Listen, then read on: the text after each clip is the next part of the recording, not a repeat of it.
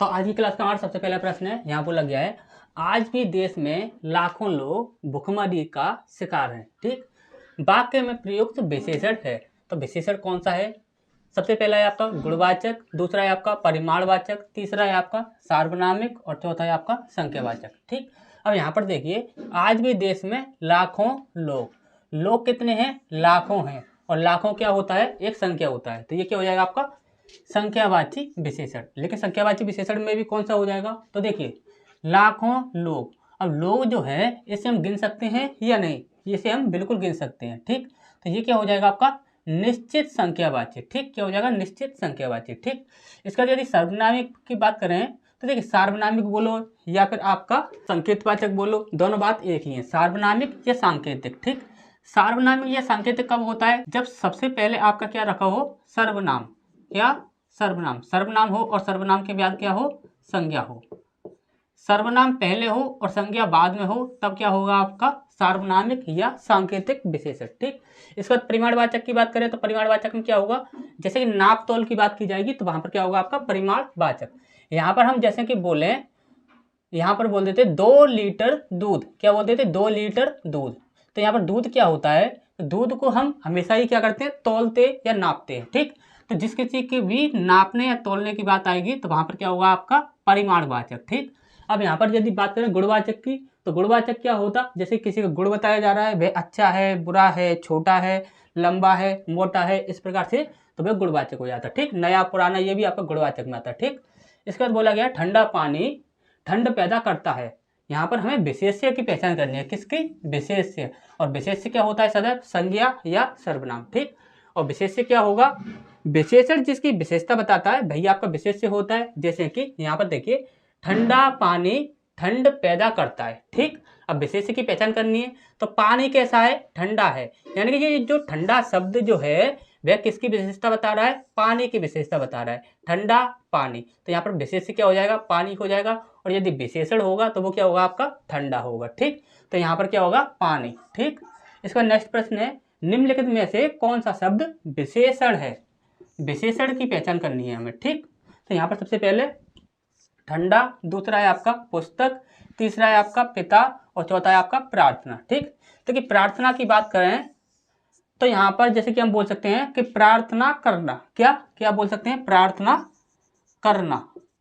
और करना क्या होता है? तो करना एक क्रिया होता है। क्या होता है? क्रिया।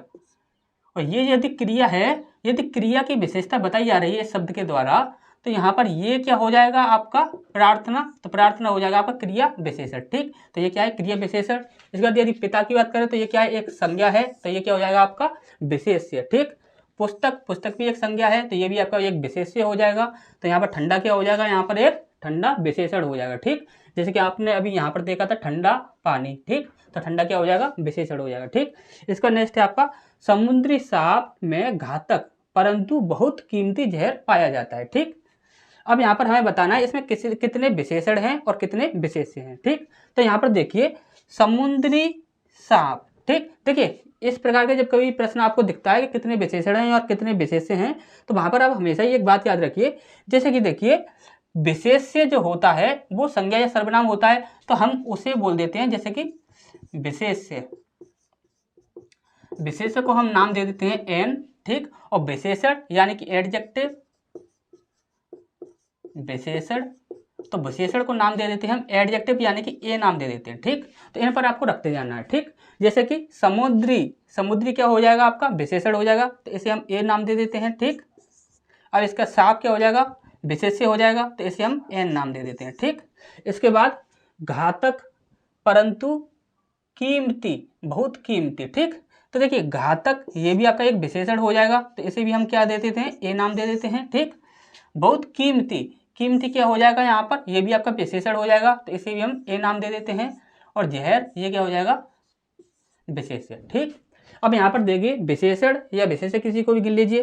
देखिए विशेषण को गिन लेते हैं तो 1, 2 और 3, 3 विशेषण हैं। तो यहाँ पर देखिए 3 कहाँ पर है? 3 यहाँ पर है और 3 यहाँ पर है। ठीक, तो ये दोनों ऑप्शन यहाँ पर कैंसिल हो जाएंगे। ठीक, अब यहाँ पर देखते हैं विशेष्य कितने होंगे। तो यहाँ पर देखिए 1, 2, सिर्फ 2 विशेष्य हैं। तो यहाँ पर देखिए यहाँ पर एक विशेष्य बताया जा रहा है और यहाँ पर 2 विशेष्य बताए जा रहे हैं, तो सही आंसर क्या होगा हमारा? ए होगा। ठीक, ये भी हमारा क्या हो जाएगा, गलत हो जाएगा। ठीक, तो नेक्स्ट क्वेश्चन की ओर बढ़ते हैं। इसका नेक्स्ट प्रश्न है हमारा यहाँ पर पूछा गया है, निम्नलिखित में से किस वाक्य में उत्तरावस्था का प्रयोग हुआ है। उत्तरावस्था, ठीक, और आपको अच्छे से पता है कि 3 अवस्थाएं होती हैं।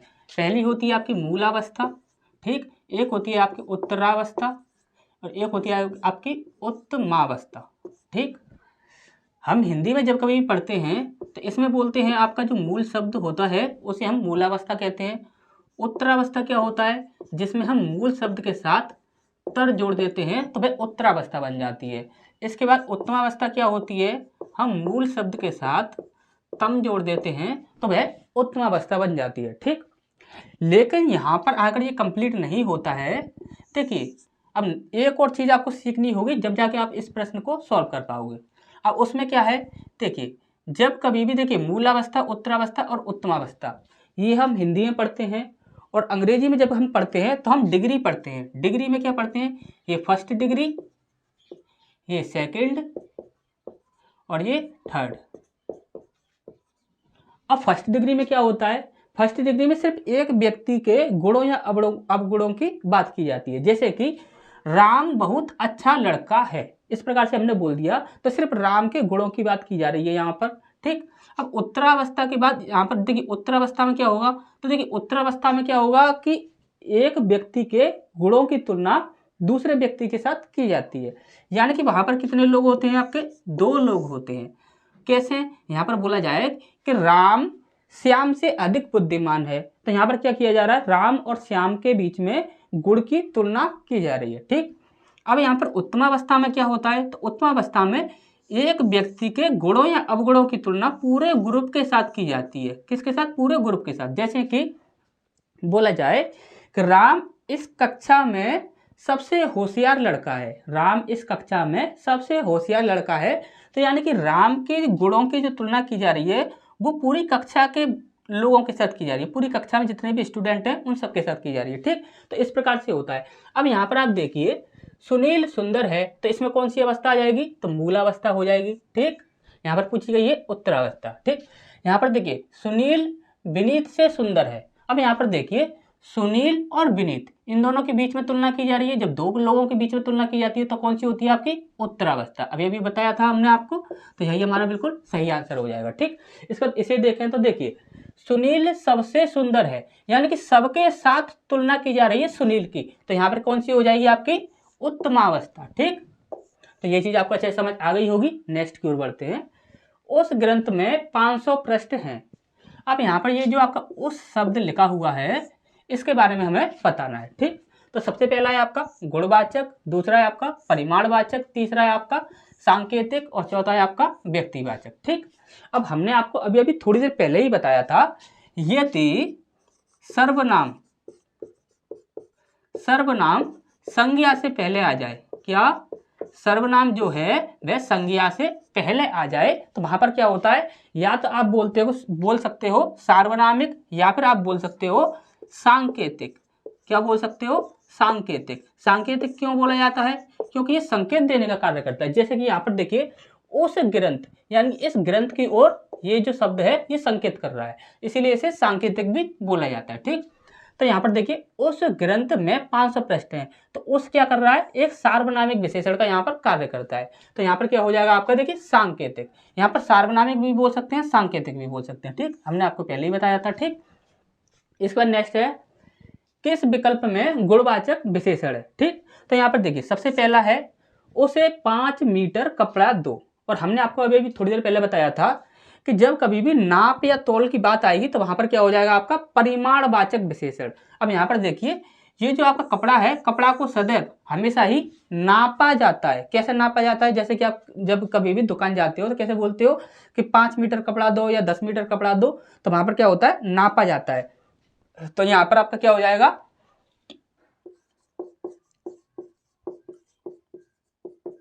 क्या हो जाएगा, परिमाणवाची। ठीक, इसका नेक्स्ट है आपका उस वृक्ष को मत काटो। ठीक, तो अभी अभी हमने पढ़ा है पिछला ही प्रश्न, उस वृक्ष, वृक्ष क्या है, संज्ञा, और उस क्या है आपका सर्वनाम। ठीक, तो सर्वनाम संज्ञा से पहले आकर उसकी ओर इशारा करता है तो वहां पर हमेशा ही क्या होता है आपका सार्वनामिक या सांकेतिक। ठीक, तो इसे भी कैंसिल कर देते हैं। यहाँ पर हमसे पूछा क्या गया था, गुणवाचक, गुणवाचक के लिए पूछा गया। ठीक, अब यहाँ पर देखिए सी है आपका, बच्चों की त्वचा मुलायम होती है। अब देखिए त्वचा कैसी है, मुलायम है।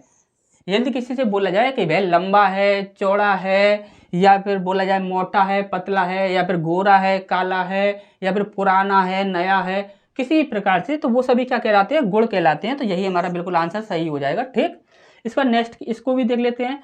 उसके पास 4 पुस्तकें हैं। पुस्तकें कितनी हैं, 4 हैं। देखिए परिमाणवाचक और संख्यावाचक, यहाँ पर आपका संख्यावाचक होगा। ठीक, देखिए संख्यावाची और परिमाणवाची, इन दोनों में सिर्फ इतना ही अंतर होता है, पीछे की ओर हमें देखना है। देखिए यहाँ पर क्या लिखा है, कपड़ा, तो कपड़ा को क्या किया जाता है, नापा जाता है। ठीक, तो जहाँ कहीं भी नाप तोल की बात आएगी तो वहां पर परिमाणवाचक। अब यहाँ पर देखिए पुस्तक लिखा है, तो पुस्तक को हम क्या कर सकते हैं, गिन सकते हैं। तो जिन चीजों को हम गिन सकते हैं, जिन चीजों को हम गिन सकते हैं, तो वहां पर सदैव क्या होगा आपका, संख्यावाची। ठीक, यही आपको देखना है। देखिए संख्या जो होती है वो हर जगह पर आ जाती है। जैसे कि हम यहाँ पर बोलते हैं कि 4 कपड़े, क्या बोलते हैं हम, 4 कपड़े, तो आप वो क्या बोलोगे कि यहाँ पर संख्यावाची है, लेकिन नहीं, यहाँ पर संख्यावाची नहीं होगा। आपको ये देखना है कपड़ा, कपड़ा को क्या करते हैं हम, नापते हैं। और यहाँ पर देखिए यहाँ पर क्या लिखा है, पुस्तकें, तो पुस्तक को क्या करते हैं हम, गिन सकते हैं। ठीक, जिसको गिन सकते हैं तो संख्यावाची, जिसको नहीं गिन सकते, जिसको हम नाप तोलते हैं, वो परिमाणवाची। ठीक, अच्छे से अंतर समझ आ गया होगा। इसका नेक्स्ट है आपका लोभी। लोभी किस विधि से निर्मित विशेषण है। ठीक, तो यहाँ पर सबसे पहला है आपका संज्ञा से, दूसरा है आपका सर्वनाम से, तीसरा है आपका क्रिया से, और चौथा है आपका प्रत्यय से। ठीक, यदि लोभी को हम तोड़ते हैं तो वो कैसे बनता है आपका, लोभ प्लस ई, क्या बन जाता है, लोभ प्लस ई। और ई क्या होता है, ई एक प्रत्यय होता है। क्या होता है, प्रत्यय होता है। तो ये किस विधि से बना है, लोभी विशेषण जो है वो किससे बना है, प्रत्यय विधि से। ठीक, तो नेक्स्ट क्वेश्चन की ओर बढ़ते हैं। इसका नेक्स्ट प्रश्न है हमारा यहाँ पर बोला गया है, क्रिया से बना विशेषण शब्द है, तो जो क्रिया से बना हुआ होना चाहिए। ठीक, यहाँ पर सबसे पहला है आपका सम्माननीय। ठीक, देखिए सम्माननीय ये किससे बना है, आपका सम्मान से बना है। ठीक, इसका दूसरा है आपका ऐतिहासिक, ऐतिहासिक किससे बना है, इतिहास से बना है। ठीक, इसके बाद है आपका शक्तिशाली, शक्तिशाली किससे बना है, आपका शक्ति से बना है। और यहाँ पर देखिए पूजनीय किससे बना है, आपका पूजन से बना है। अब यहाँ पर आप ध्यान से देखिए, सम्माननीय ये किससे बना, आपका सम्मान से बना। ठीक, तो सम्मान क्या हो सकता है, देखिए सम्मान करना। ठीक, तो ये क्या हो सकता है, एक क्रिया विशेषण हो सकता है। ठीक, यहाँ पर देखिए पूजनीय, पूजनीय क्या होगा, पूजा, पूजा करना। ठीक, पूजा करना, तो पूजा क्या होता है, एक क्रिया होता है, यानी कि पूजना, क्या पूजना, पूजना क्या होता है, एक क्रिया होता है। तो क्रिया से बना हुआ क्या हो जाएगा हमारा, पूजनीय। ठीक, इस पर नेक्स्ट है आपका, निम्नलिखित में से किस वाक्य में सार्वनामिक विशेषण है, जो कि सर्वनामिक विशेषण होना चाहिए। ठीक, सबसे पहला है आपका मुझे कम गर्म दूध चाहिए। ठीक, देखिए हमने आपको क्या बताया था, सर्वनामिक विशेषण तब होगा तब सर्वनाम पहले आए और उसके बाद जस्ट बाद ही संज्ञा आए, जस्ट बाद ही क्या आए, संज्ञा आए। ठीक, अब यहाँ पर देखिए मुझे कम गर्म दूध चाहिए। ठीक, तो दूध संज्ञा है, संज्ञा की विशेषता कौन बता रहा है, गर्म बता रहा है, तो ये एक विशेषण हो जाएगा। अब विशेषण की विशेषता बता रहा है कम, कैसा है, कम है, कम गर्म है। ठीक, तो यहाँ पर कम क्या हो जाएगा, प्रविशेषण हो जाएगा। लेकिन ये जो आपका सर्वनाम है, सर्वनाम से पहले आपका संज्ञा आना चाहिए, लेकिन यहाँ पर क्या है, प्रविशेषण है, तो ये भी आपका गलत हो जाएगा। ठीक, देखिए वह बड़ा मेहनती है। ठीक, व्यक्ति कैसा है, मेहनती है, व्यक्ति कैसा है, मेहनती, ये क्या हो जाएगा, विशेषण हो जाएगा। अब विशेषण की विशेषता बताई जा रही है बड़ा, बड़ा मेहनती है यानी कि बहुत मेहनती है, तो ये क्या हो जाएगा, आपका प्रविशेषण हो जाएगा। लेकिन सर्वनाम से पहले प्रविशेषण नहीं होना चाहिए, सिर्फ संज्ञा होना चाहिए। ठीक, तो ये भी गलत हो जाएगा।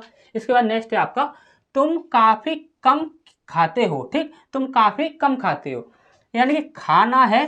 ठीक, खाने की विशेषता बताई जा रही है किसके द्वारा, कम के द्वारा, और कम की भी विशेषता बताई जा रही है किसके द्वारा, काफी के द्वारा। तो काफी की संज्ञा होता है, नहीं होता, तो ये भी यहाँ पर क्या हो जाएगा, कैंसिल हो जाएगा। ठीक, इसके बाद है आपका मेरा लड़का समझदार है। ठीक, तो देखिए यहाँ पर विशेषण यहाँ पर रखा है, संज्ञा यहाँ पर रखा है, और यहाँ पर सर्वनाम आपका यहाँ पर रखा हुआ है। ठीक, तो देखिए सर्वनाम जो है संज्ञा से पहले आ रहा है, यानी कि यहाँ पर हमारा सही आंसर क्या हो जाएगा, यही हो जाएगा। ठीक, अच्छे से समझ आ गया होगा। निम्नलिखित में से क्रमवाचक विशेषण है। ठीक, देखिए ध्यान से समझिएगा, जो आपका संख्यावाची विशेषण होता है वह आपका 2 प्रकार का होता है, एक निश्चित संख्यावाची और एक अनिश्चित संख्यावाची, ठीक। लेकिन निश्चित संख्यावाची विशेषण भी होता है, वो भी आपका 4 प्रकार का होता है। कितने प्रकार का होता है?